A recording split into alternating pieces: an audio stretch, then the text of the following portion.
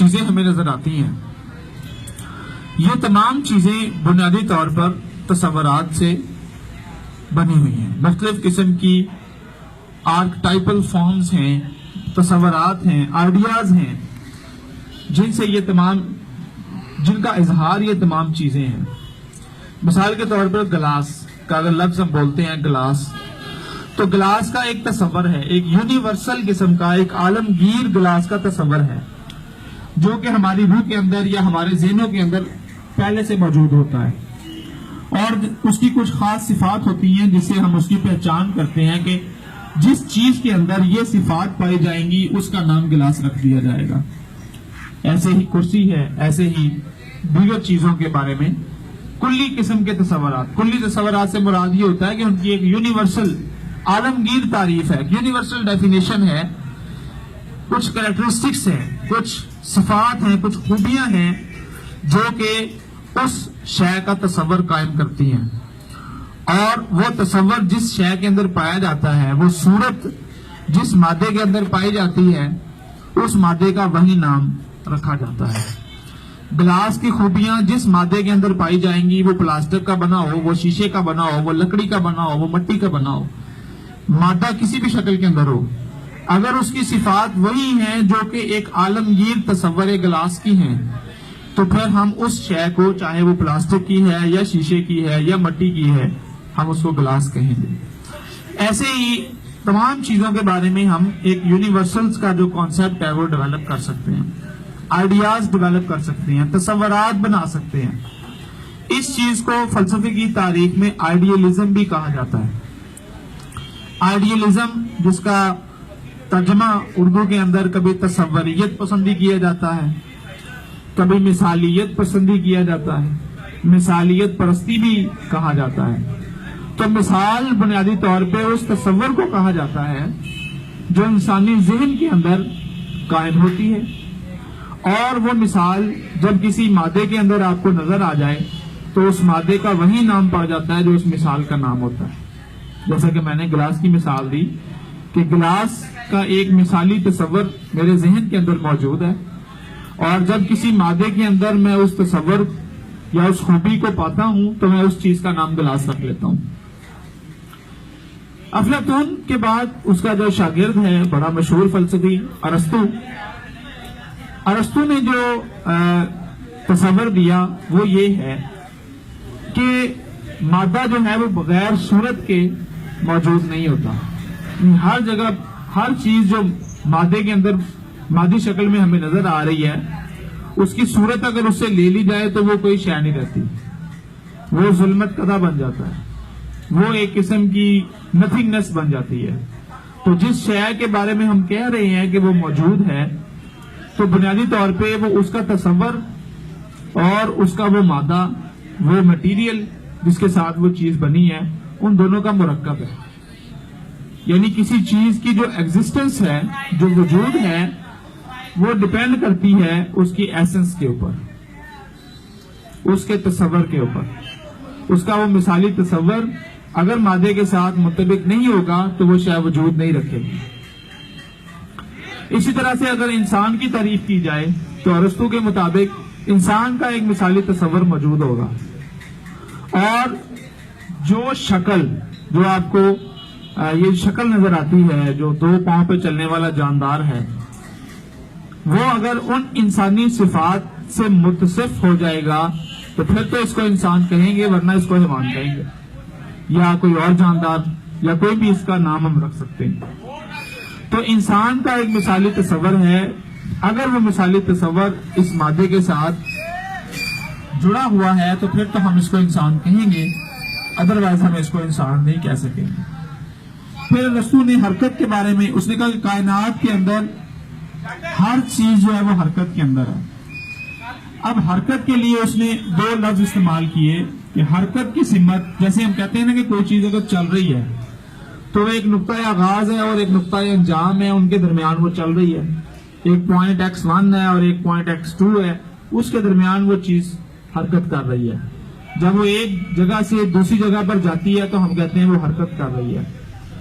اب ارسطو نے اس تصور کو کچھ اس طرح سے لیا کہ ہر شے کے اندر ایک پوٹینشیلٹی موجود ہے جس نے ایکچولائز ہونا ہے. کہنے کا مقصد یہ ہے کہ ہر شے کا ایک تصور موجود ہے، لیکن اس تصور تک پہنچنے کے لیے شے کو حرکت میں آنا پڑتا ہے، اپنے اندر کچھ تبدیلیاں پیدا کرنا پڑتی ہیں، جس کے بعد وہ اس تصور سے جا کر متصف ہوتا ہے. وہ صفت اس کے اندر آتی ہے حرکت کے سبب. اگر کسی شے کے اندر وہ صفت حرکت کے سبب آتی ہے تو اس کا مطلب ہے کہ کوئی بھی شے پہلے سے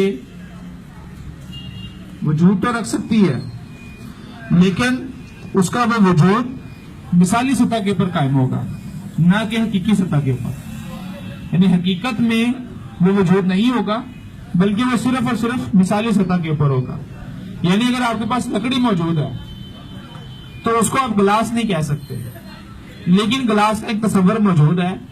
اگر آپ اس لکڑی کے اندر خاص قسم کی حرکت پیدا کریں، اس کے اندر تبدیلی پیدا کریں، تو وہ لکڑی گلاس کی صورت تک پہنچ سکتی ہے.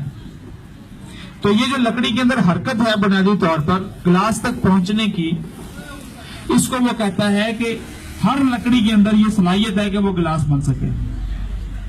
پوٹینشیلٹی ہے اس کے اندر، یہ خوبی ہے، یہ قابلیت ہے، یہ صلاحیت ہے کہ وہ اس تصور تک پہنچ سکتی ہے جو تصور میرے ذہن کے اندر پہلے سے موجود ہے. یہ ارسطو کا فلسفہ. اچھا، ارسطو کے بعد کہا جاتا ہے کہ دنیا کے اندر یا یورپ کے اندر ایک تاریکی کا دور شروع ہو جاتا ہے. ڈارک ایجز شروع ہو جاتی ہیں.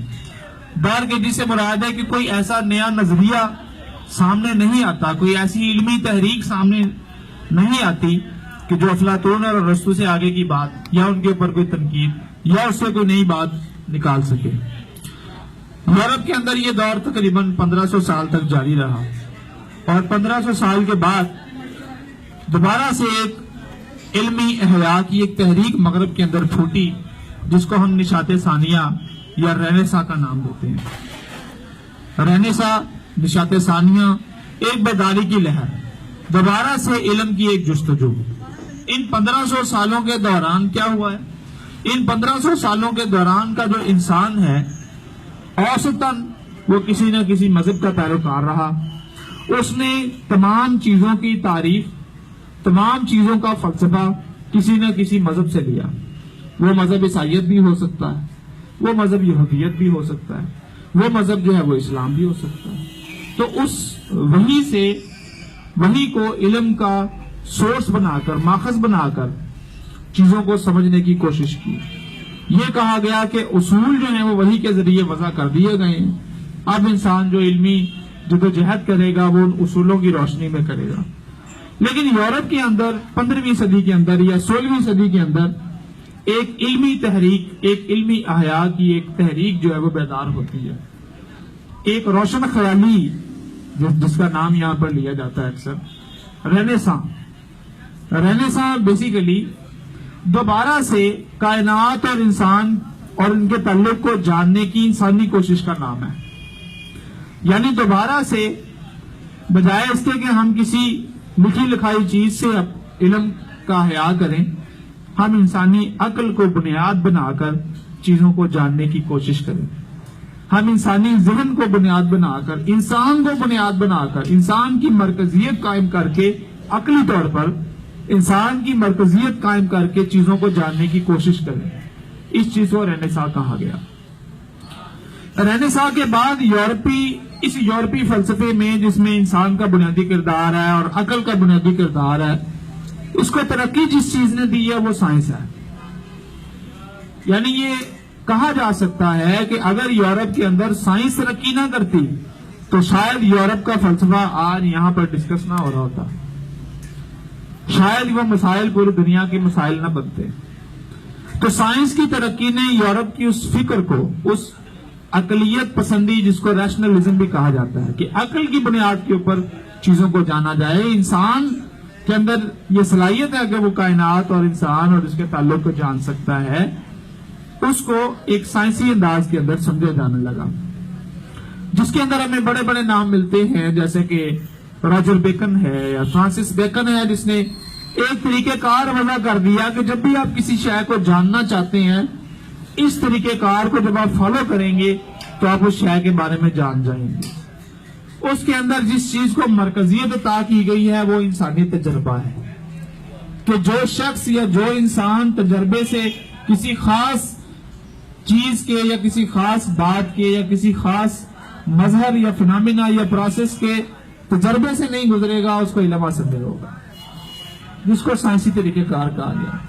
کہ آپ کسی بھی فنامنا کے بارے میں کسی بھی مظہر کسی بھی شے جس کو آپ جاننا چاہتے ہیں اس کو آپ آبجیکٹ قرار دیتے ہیں. اس میں دو چیزیں بنیادی ہیں, یعنی ایگزسٹینشلزم کے حوالے سے جو ڈسکس کرنے والی چیزیں ہم صرف ان کو ڈسکس کریں گے. سائنسی ترقی کیسے ہوتی ہے یا سائنسی طریقہ کار کیسے کام کرتا ہے یہ ہمارا بنیادی موضوع نہیں ہے. اچھا, اس کے اندر یورپ نے دو قسم کی چیزوں کو نہایت اہمیت دی. ایک ہے مادیت پسندی اور اسی کے ساتھ ایک دوسرا تصور جڑا ہوا ہے جس کو ہم کہتے ہیں معروضیت پسندی. انگلش میں ان کو یوں کہا جائے گا میٹیریلزم اور اس کے ساتھ جڑا ہوا آبجیکٹیوزم. آبجیکٹیوزم آبجیکٹ کا لفظ یعنی کوئی بھی شے جس کے بارے میں آپ جاننا چاہتے ہیں اس شے کا اپنا ایک قانون ہے جس کے تحت وہ حرکت کرتی ہے, جس کے تحت وہ کام کرتی ہے. اس میں انسانی ذہن کا کوئی حصہ نہیں.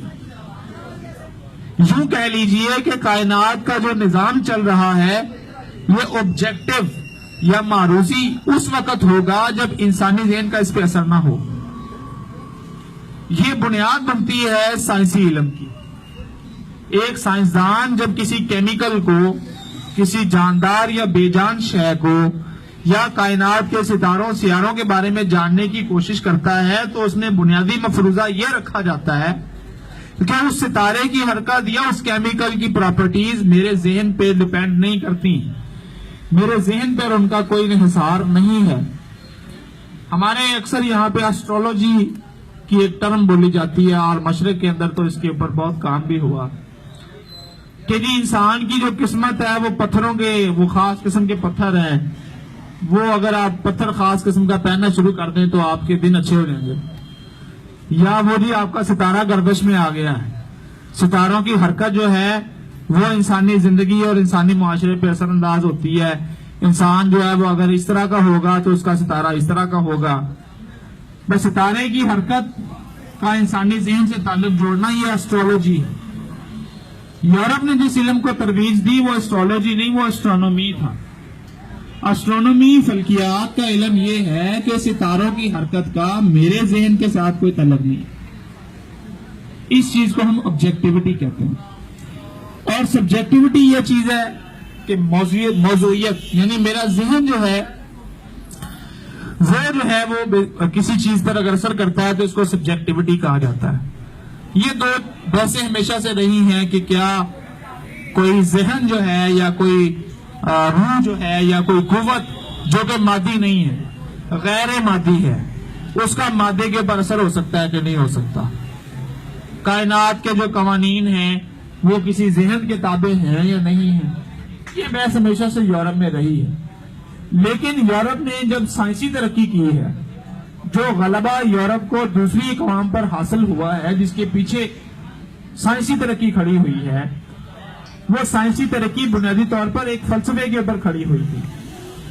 تو اس فلسفے کو ہم ہیومنزم بھی کہہ سکتے ہیں, اس فلسفے کو ہم مٹیریلزم مادیت پسندی بھی کہہ سکتے ہیں.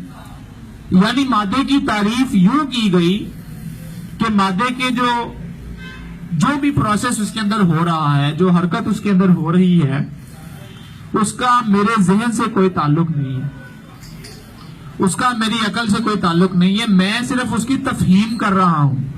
کائنات کے قوانین میں نہیں بنا رہا, قوانین کائنات کے اندر موجود ہیں, میں ان کو دریافت کر رہا ہوں.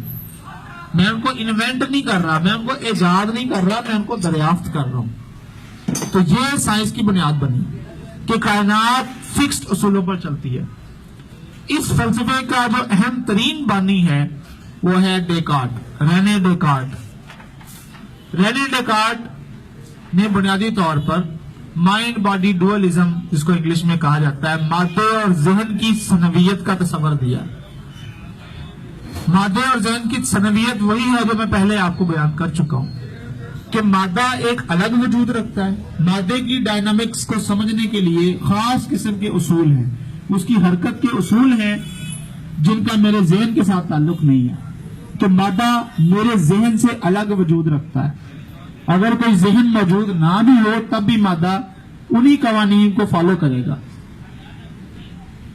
جن میں پھر آگے آپ دیکھتے ہیں کہ گریوٹی کا قانون ہے، وہ بتاتا ہے کہ زمین پر چیزیں کیسے گزرتی ہیں، یا دیگر بایولوجیکل ایوولوشن کے قوانین ہیں کہ کس طرح سے ارتقاء ہوتا ہے چیزوں کے اندر، بیکٹیریا کس طرح سے کام کرتا ہے، اور کس طرح سے ایک سمپل جاندار جو ہے، ایک سادہ جاندار ایک پیچیدہ جاندار کی شکل اختیار کر لیتا ہے۔ اس کے پیچھے جو قوانین کار فرما ہیں وہ مادی قوانین ہیں، وہ آبجیکٹو لاز ہیں۔ اچھا، اب ڈیکارٹ نے جب سبجیکٹ اور آبجیکٹ کو علیحدہ علیحدہ کر دیا، یعنی مادے اور ذہن کو علیحدہ علیحدہ کر دیا، تو مادے کے لیے تو یورپ کے پاس سائنسی طریقہ کار موجود تھا کہ مادے کو جاننا چاہتے ہیں کہ یہ کیسے کام کرتا ہے۔ اس کے لیے آپ سائنسی قوانین ہیں جس میں آپ کو نیوٹن ملتا ہے یا دیگر بڑے بڑے سائنسدان ملتے ہیں جو کہ یہ بتاتے ہیں کہ مادہ کیسے حرکت کرتا ہے، کیسے ایک مادہ دوسرے کے ساتھ ری ایکشن کرتا ہے، اور اس سے کس طرح سے چیزیں پیدا ہوتی ہیں۔ لیکن جو ذہن جس کو مادے سے علیحدہ ایک چیز سمجھا گیا ڈیکارٹ کے نظریے کے مطابق، ذہن کے بارے میں کوئی سائنس ڈیولپ نہیں ہو سکی۔ یورپ میں ذہن کے حوالے سے وہ سائنسی طریقہ کار جو مادے کے اوپر لگایا گیا تھا، وہ ذہن کے بارے میں آپ کو کوئی خاص قسم کے قوانین مہیا نہیں کر سکا۔ وہ یہ نہیں بتا سکا کہ خیال کہاں سے آتا ہے، وہ یہ نہیں بتا سکا کہ انسانی جذبات کا اس کے خیالات کے ساتھ کیا تعلق ہے، وہ یہ نہیں بتا سکا کہ انسان کے اندر جو مختلف قسم کی ارجز پائی جاتی ہیں جو کہ میٹیریل نہیں معلوم ہوتی، وہ مادی چیزیں معلوم نہیں ہوتی۔ مثال کے طور پہ انسان ہمیشگی کا ایک جذبہ رکھتا ہے، انسان چاہتا ہے کہ میں ہمیشہ زندہ رہوں، اور یہ کسی بھی انسان کی زندگی کی بقا کا راز ہے کہ وہ ہمیشہ زندہ رہنا چاہتا ہے۔ اس چیز کو سائنسی طریقہ کار سے سمجھا نہیں جا سکتا کہ یہ کیوں ہے انسان کے اندر۔ انسان کے اندر انا کیوں پائی جاتی ہے؟ انا سے مراد خودی کا ایک تصور ہے، اپنے پن کا ایک تصور ہے، اپنے ہونے کا ایک نشہ، ایک مستی ہے۔ انسان اپنے آپ کو غلط نہیں ہونے دیتا، جہاں سے معلوم ہوتا ہے کہ میں غلط ہو رہا ہوں وہ ڈر جاتا ہے، گھبرا جاتا ہے، وہ اپنے آپ کو ہمیشہ درست سمجھنا چاہتا ہے۔ یہاں انسان کے اندر طاقت کا حصول پایا جاتا ہے، اس کی خواہش پائی جاتی ہے۔ ان چیزوں کے بارے میں کوئی سائنسی طریقہ کار وضع نہیں ہو سکا، لیکن سائنس نے ایک ظلم کیا۔ میں لفظ ظلم بڑے احتیاط کے ساتھ استعمال کر رہا ہوں۔ بہت سے لوگ ایسے ہوں گے کہ جو سائنس سے تعلق رکھنے والے ہیں۔ سائنس نے ایک ظلم یہ کیا کہ اس نے یہ دعویٰ کر دیا کہ کائنات ساری کی ساری مادہ ہے، اور ذہن بھی بنیادی طور پر مادے ہی کی ایک شکل ہے۔ لہٰذا اگر آپ مادے کے قوانین کو جان لیں تو آپ ذہن کی حرکت کے بارے میں بھی جان سکتے ہیں۔ آپ خیالات، خواہشات اور دیگر جو ارجز جبلتیں انسان کے اندر پائی جاتی ہیں، ان کو کس طرح سے قابو کیا جاتا ہے، ان کو کس طرح سے کنٹرول کیا جاتا ہے، یہ تمام چیزیں بنیادی طور پر انسان کے مادی دماغ سے تعلق رکھتی ہیں۔ نفسیات ایک علم ہے جو کہ انسانی ذہن کا مطالعہ کرتا ہے۔ نفسیات کی بنیادی تعریف یہ ہے کہ وہ انسانی ذہن کا مطالعہ ہے۔ ذہن کو کبھی کبھار نفس بھی کہا جاتا ہے، ذہن کو کبھی کبھار روح بھی کہا جاتا ہے۔ تو اگر نفس اور روح کی اصطلاح آپ کے سامنے آئے تو آپ اس to ذہن سے تعبیر کریں، وہ شاید اس کے اوپر مادی قوانین کا اطلاق نہیں ہو رہا۔ نفسیات اس کا مطالعہ کر رہی ہوتی ہے، نفس کا مطالعہ کر رہی ہوتی ہے۔ نفس بنیادی طور پہ انگریزی کی ایک اصطلاح کا ترجمہ ہے جس کو سائیکی کہا جاتا ہے، جو کہ یونانی زبان کا لفظ ہے، یعنی اس کا اوریجن جو ہے وہ یونانی زبان کے اندر موجود ہے۔ سائیکی، یونان کے اندر روح کے لیے سائیکی کا لفظ استعمال کیا جاتا تھا، اب اس لفظ کو نفس کے لیے استعمال کیا جاتا ہے۔ نفس کا ترجمہ بعض اوقات سانس کے طور پہ بھی کیا جاتا ہے. انفاس، سانس لینے کا عمل، پاس انفاس، سانس کو اندر اور باہر لے جانے کا عمل. تو نفس، روح، ذہن، یہ تمام وہ اصطلاحات ہیں جو انسانی ذہن کے بارے میں استعمال کی جاتی ہیں.